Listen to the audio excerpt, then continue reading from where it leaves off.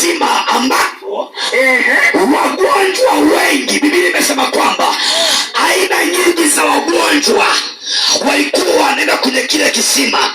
Kile kisima kilikuwa na maajabu yafuatayo. Kwenye kile kisima kulikuwa na wakati ambao alikuwa anashuka malaika kutoka mbinguni, akishuka kwenye kile kisima anakitibua. Manake yale maji anayachemsha.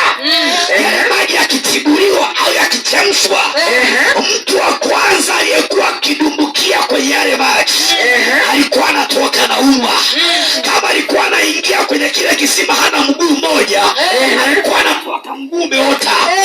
Kama alikuwa anaingia kwenye kile kisima hana macho, alikuwa anatoka macho yapo.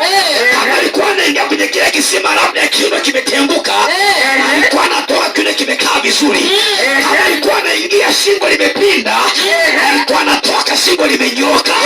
Nisikieni kuambie, Biblia imesema kwamba kwenye kile kisima kulikuwa na idadi nyingi ya wagonjwa wa kila aina.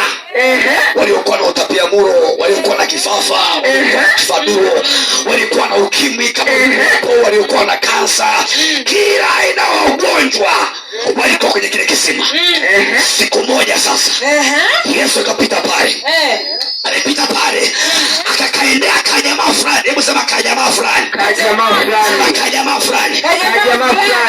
Kajamaa kalikaa kwenye kile kisima tangu kalipoanza kuugua mwaka wa kwanza mpaka mwaka wa 38. Hebu fikiria mtu miaka 38 amesubiria tu aingie kwenye kisima na bado hajafika zamu yake. Hivi hicho kisima kilikuwa na watu wangapi?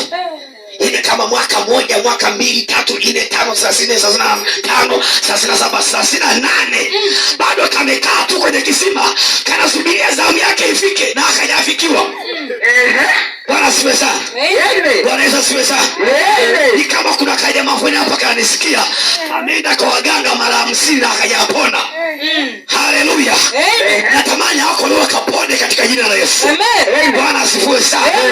Sikia nikwambie, kajamaa kamekaa kwenye kisima pale miaka 38 kanasubiria tu zamu yake ifike kaingia kwenye nini? Kwenye kisima kapone.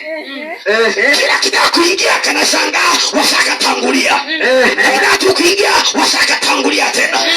Sasa siku moja sema siku moja mwamba wa miamba Yesu Kristo, simba wa kabila la Yuda, mfalme wa wafalme, medai wa vita, ambaye katika yeye hahitaji uingia kwenye kisima. Yeye neno lake tu moja linatosha kukuokoa. Neno lake tu moja linatosha kukusaidia. Yeye hahitaji fedha. Lakini mshangaa mtu mmoja hapa anaisikia sauti hii kwa mbali, ameenda kwa waganga wa kila aina. Kila mganga aliyepo kakongwa ameenda na amekapeliwa na bado hajapona.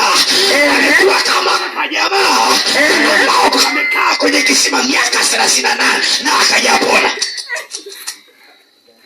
Amina. Niseme nisiseme? Sema. Niendelee nisiendelee? Sikia nikwambie. Ale kajamaa Yesu akafuata. Alipokafuata akaambia aise jamaa, akapata swali dogo ambalo jibu ni ndio au nini? Hapana. Akapa swali, je, wataka kuwa mzima?